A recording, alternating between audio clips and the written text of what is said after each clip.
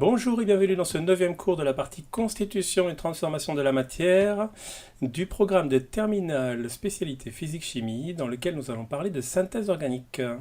Alors nous allons d'abord voir comment on peut optimiser la vitesse de certaines organiques, voir comment on peut optimiser aussi le rendement. On va voir les différents types de transformation organique, ce qu'on appelle la protection et déprotection de fonctions, et on finira par parler un petit peu d'éco-responsabilité par rapport à cette synthèse. Voilà un exemple de synthèse organique, ça s'appelle une estérification, on fabrique un ester. Et comment peut-on réaliser cette synthèse plus vite? On veut optimiser sa vitesse. Si on regarde le cours de cinétique, on dit qu'il faut jouer sur les facteurs cinétiques, la température, la concentration, et aussi peut-être utiliser un catalyseur si on peut en avoir un. Alors en effet, ici on peut jouer sur ces facteurs-là. Par exemple, la température, on va pouvoir chauffer et on aura une synthèse plus rapide. Alors souvent, on va noter delta au-dessus de la flèche pour montrer qu'on chauffe, comme ceci. Et cette synthèse est catalysée par des acides, par exemple l'acide sulfurique. Si on réalise ceci, eh bien, on voit que si on utilise ces facteurs cinétiques et les catalyseurs, eh bien, en fait, la synthèse sera beaucoup plus rapide que si on ne le fait pas. Évidemment, si on chauffe, surtout avec des produits volatiles comme ceci, on risque de perdre beaucoup de produits.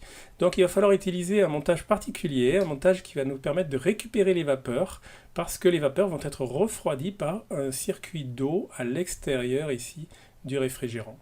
Ce type de montage, vous devez le connaître, ça s'appelle un montage à reflux. Donc il permet de chauffer sans perdre de vapeur. Les vapeurs vont revenir dans le mélange réactionnel.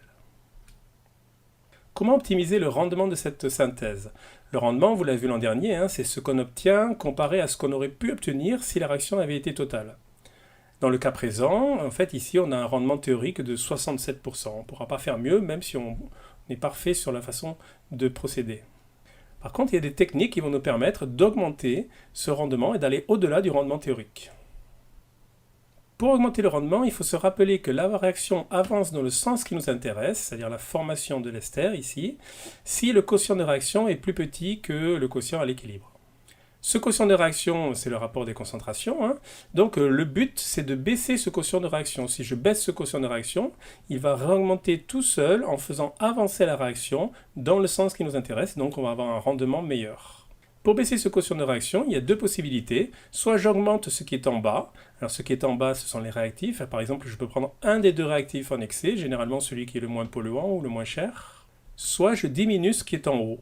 Alors, ce qui est en haut, ce sont les produits. Comment diminuer la concentration des produits alors qu'ils se forment? Eh bien, il faut utiliser une technique qui permet d'éliminer un des produits au fur et à mesure qu'ils se forment. Par exemple, avec un montage de distillation qui va distiller le produit le plus volatile. Souvent, dans ce cas-là, c'est l'ester, et on peut utiliser donc la distillation pour évacuer l'ester, et donc baisser le quotient de réaction, et forcer la réaction à avancer dans le sens qui nous intéresse, donc augmenter le rendement.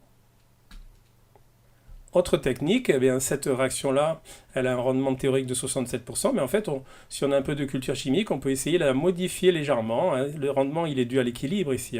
Mais en fait, si on ne prend pas de l'acide éthanoïque, mais si à la place on prend de l'anhydride éthanoïque, en fait, cette fois-ci, on a une réaction totale qui fabrique le même ester.